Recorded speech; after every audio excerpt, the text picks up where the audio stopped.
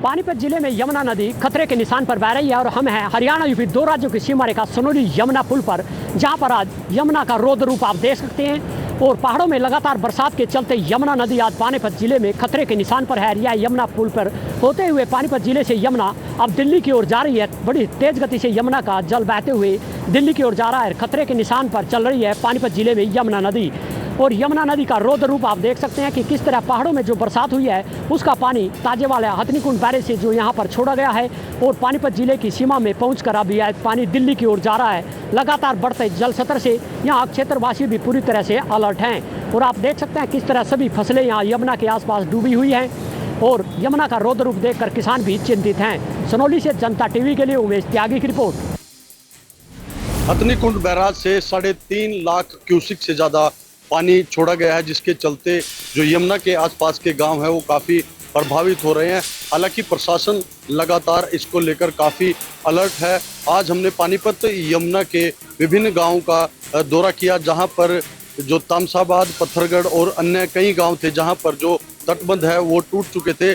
लेकिन प्रशासन का कहना है कि जो स्थिति है वो पूरी तरह से सामान्य है। हालांकि अभी इसके बारे में कुछ भी अंदाज़ा नहीं लगाया जा सकता कि जो पहाड़ों में बरसात है वो रुकने के बाद ही इस चीज़ का अंदाज़ा लगाया जा सकता है कि जो पानी है वो किस लेवल तक पहुंचेगा। हालांकि जो यमुना के साथ लगते गांव हैं उन पर प्रशासन पूरी तरह से अलर्ट है और लोगों को चेतावनी भी दी जा रही है कि वे पूरी तरह से अलर्ट रहें।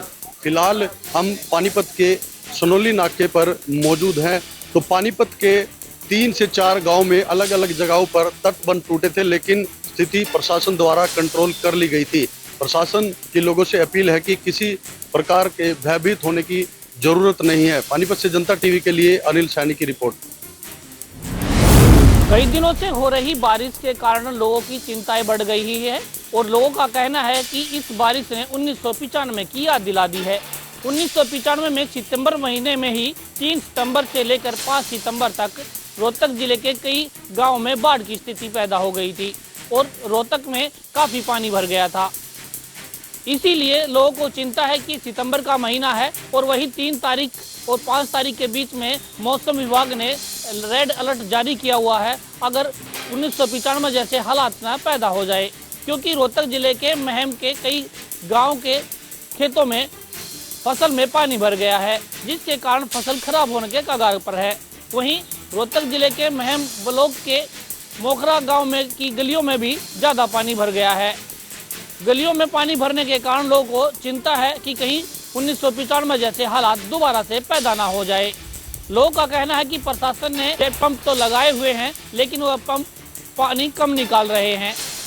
अगर बड़े पंप लगाए जाएं तो जल्दी पानी निकल सकता है, क्योंकि बारिश ज़्यादा हो रही है और बारिश के कारण बदरा ज़्यादा बरसने से जल भराव की स्थिति बन जाती है और गलियों में पानी भर जाता है। रोहतक से जनता टीवी के लिए संजय कुमार। गुरुग्राम में एक बार फिर मूसलाधार बारिश जो है वो शुरू हो गई है और इस वक्त मैं मौजूद हूँ नेशनल हाईवे 48 पर। साफ तौर पे आप तस्वीरें देख सकते हैं कि किस तरीके से मूसलाधार जो बारिश है वो गुरुग्राम में हो रही है। और कल जिस तरीके से गुरुग्राम की बात करें, कल दोपहर से ही गुरुग्राम में बारिश हो रही थी, जिसके बाद जलभराव की जो स्थिति है वो गुरुग्राम में देखने को मिली थी। जाम की अगर बात करें तो तकरीबन नेशनल हाईवे 48 पर 5 से 6 घंटे का जाम भी देखने को मिला था। द्वारका एक्सप्रेसवे पर भी जाम की जो स्थिति है वो बन गई थी, जिससे काफी जो वाहन चालक हैं वो इस जाम में फंसे रहे और जलभराव तमाम शहर के अलग अलग इलाकों में देखने को मिला। हालांकि तमाम दावे और वादे प्रशासन की तरफ से किए जाते हैं कि गुरुग्राम शहर में जलभराव देखने को नहीं मिलेगा, लेकिन कल वो सभी दावे और वादे किस तरीके से पानी में बहते हुए नजर आए तो ये साफ तौर पर आप देख सकते हैं।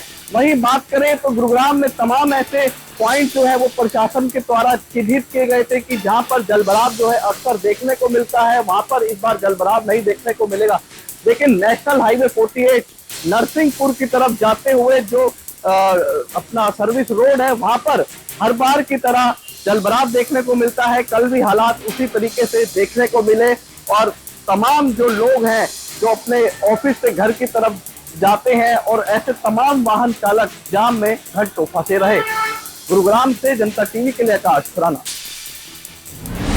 कला गांव के एक परिवार पर जो बारिश है वो आफत का एक काल बनकर उनके ऊपर गिरने का काम किया। जहाँ बात करें कोतला गांव में, तो वहाँ पर रात के समय एक परिवार अपने घर पर सो रहा था, तो वहीं जो पूरी रात से बारिश हो रही थी, तो उसके बाद अचानक से बारिश के कारण जो 2 मंजिला मकान था उसकी दीवार गिरने से जो घर के अंदर 5 आदमी परिवार के सो रहे थे वो सभी दीवार के नीचे दब जाते हैं। और उसकी जब घटना की बात की जाए तो जब आमजनों को पता चला तो मौके पर जो ग्रामीण है वो इकट्ठा हुए, उन्होंने जो परिवार के सदस्य हैं उनको निकालने का काम किया। काफ़ी कड़ी मशक्कत के बाद उनको बाहर निकाला गया और गंभीर अवस्था में उनको जींद के सरकारी अस्पताल लेकर आया गया, जहाँ पर एक 34 वर्षीय महिला की मौत हो जाती है। और बात की जाए अन्य सदस्यों की तो वो भी गंभीर रूप से घायल हो जाते हैं। हालांकि ये बात सामने आई है कि जो मकान गिरने का कारण है वो लगातार बारिश का होना बताया जा रहा है। आसपास जो मकान की बात की जाए तो मकान के आसपास है वो खाली दीवार थी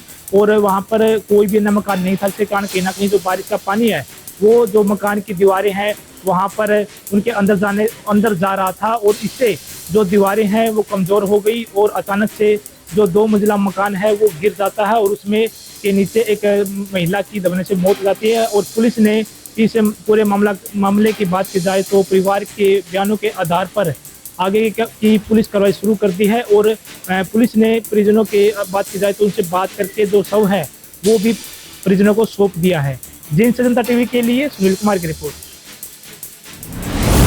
पहाड़ों पर हो रही लगातार बारिश से जहां हथनीकुंड बैराज पर 3,29,000 क्यूसेक पानी डिस्चार्ज किया गया है, जिसका असर यमुनानगर के कई गांवों में देखने को मिला है। बता दें कि यमुनानगर के गांव साबापुर, बाकरपुर, कैत, मंडी, लापरा और टापू कमालपुर सहित दर्जनों ऐसे गांव हैं जहां पर भूमि कटाव के साथ साथ पानी ने गांव के चगिर्दे अपना डेरा जमा लिया। बता दें कि यमुनानगर का पुराना सहारनपुर रोड इतने पानी से लबालब हो गया कि लोगों का आना जाना वहां से बहुत ही दूभर था। लोगों को आने जाने के लिए ट्रैक्टरों का सहारा लेना पड़ा, क्योंकि सड़कों के ऊपर इतना ज़्यादा पानी था कि कारों का निकलना बहुत ही मुश्किल था। वहीं बता दें कि पानी के बहाव ने यहाँ यमुनानगर के गांव टापू कमालपुर के पास भूमि कटाव काफ़ी मात्रा में कर दिया है, जिससे ग्रामीण काफ़ी दहशत में हैं। बता दें कि टापू कमालपुर गांव से मात्र 200 से 300 मीटर की दूरी पर ही जमुना बह रही है। बता दें कि टापू कमालपुर के पास जमुना ने अपना रुख गांव की तरफ मोड़ लिया है और बहुत ही तेजी से भूमि कटाव हो रहा है। कई एकड़ फसल को जमुना ने अपने में ही संभाल लिया है, जिससे किसानों का काफ़ी नुकसान हुआ है। हालांकि जिला प्रशासन द्वारा मौके पर कट्टे लगाने की प्रक्रिया शुरू की गई। यमुनानगर के डीसी, एसपी और एसडीएम ने भी मौके का जायजा लिया और टापू कमालपुर के लोगों से बातचीत की। लोगों ने डीसी को ये कहा कि इस जमुना की पटरी का बांध मजबूती से बनाया जाए और बांध की दूरी गांव से लगभग 1 किलोमीटर दूर होनी चाहिए, नहीं तो जिस तरह से भूमि कटाव चल रहा है उससे आने वाले समय में गांव को भारी खतरा पैदा हो सकता है। ग्रामीणों का कहना है कि जिस तरह से जमुना का बहाव गांव की तरफ था, रात्रि के पहर लोग सो नहीं पाए, क्योंकि पानी के तीव्र वेग से लोग काफी दहशत में थे।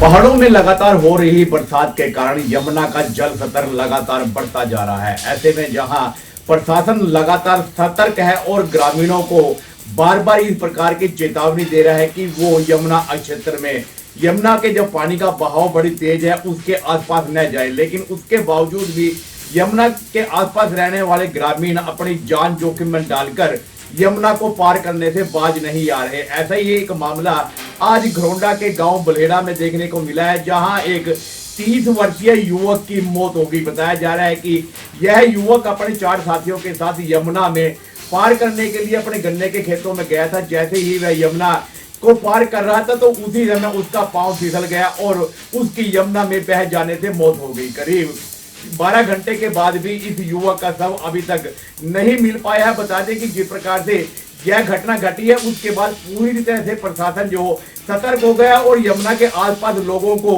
वो चेतावनी दे रहा है कि किसी प्रकार की जो कोताही है वो न बरतें। लेकिन युवक का शव अभी तक नहीं मिला है। युवक की पहचान यूपी के सहारनपुर निवासी एक गांव के रूप में हुई है। बड़ौदा से जनता टीवी के लिए सुशील कौशिक। फरीदाबाद में लगातार बीते दिन से जो है हो रही झमाझम बारिश से कहीं ना कहीं पूरा शहर जो है वो जलमग्न हो चुका है और वाटर लॉगिंग की जो व्यवस्था है वो पूरी तरीके से चौपट हो चुकी है। फरीदाबाद के अंदर हर जगह पर जो है वो जलभराव की स्थिति देखी जा रही है।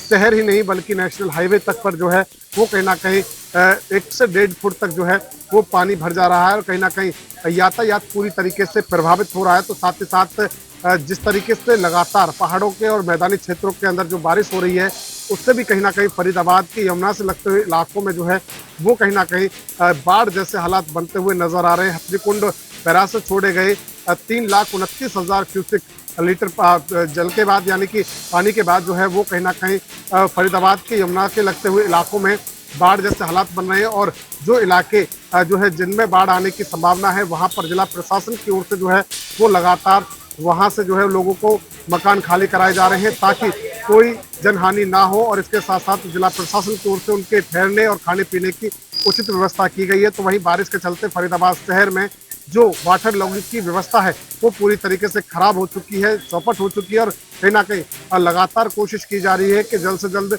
जल निकासी की जो व्यवस्था है उस पर काम किया जाए। फरीदाबाद से जनता टीवी के लिए मुकेश राजपूत। हथनीकुंड बैराज से 3,29,000 क्यूसेक पानी छोड़े जाने के बाद इंद्री में बाढ़ जैसे हालात बन गए हैं और कई गांव का जो है रास्ता बंद हो गया है।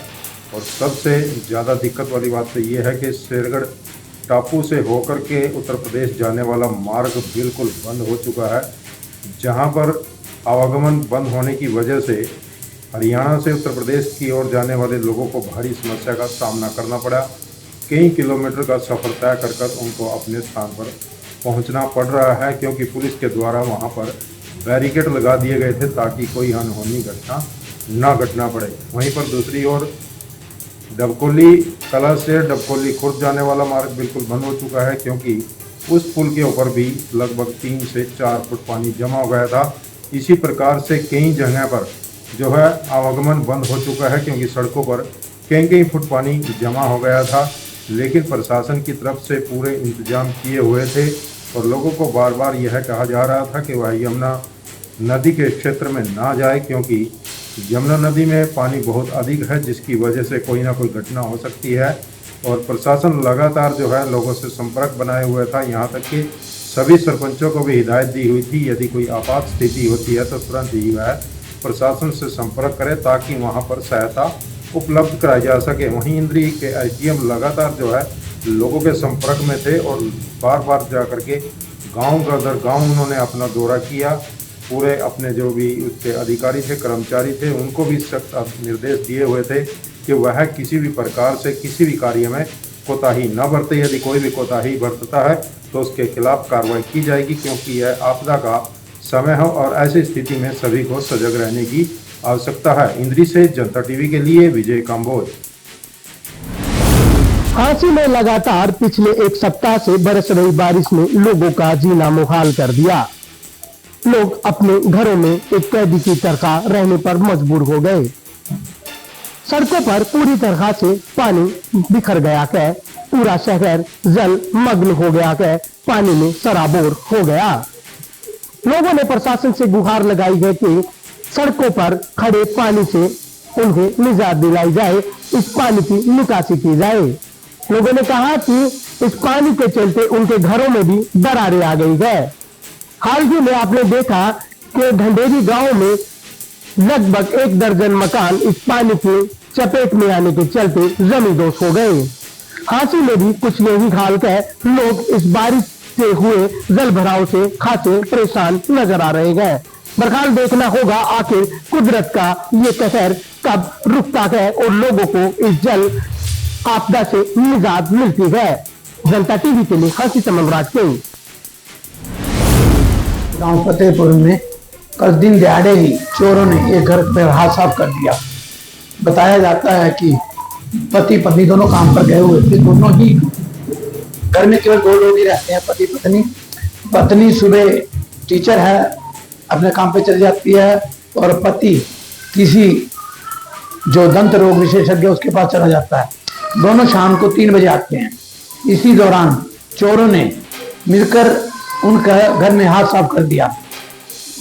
पीड़ित राकेश ने बताया कि उनके यहाँ से एक सोने की चैन पर 5-6 तोले सोना और 40,000 रुपए नगद और एक मोबाइल को चोर ले गए हैं। जबकि चौकी प्रभारी बहादुर सिंह ने बताया कि एक अंगूठी, 2 झुमके और सोने की चैन 40,000 रुपए नगद और एक मोबाइल ले गए हैं। यहाँ तक कि उनका कहना कि सीसीटीवी कैमरे की जो सीआईए ने निकाली है वह भी पेश की गई है और उससे जांच जारी है और जल्दी उनका कहना है कि चोरों को पकड़ लिया जाएगा, क्योंकि उनकी सीसीटीवी कैमरे में पिक्चर कैद हो गई है।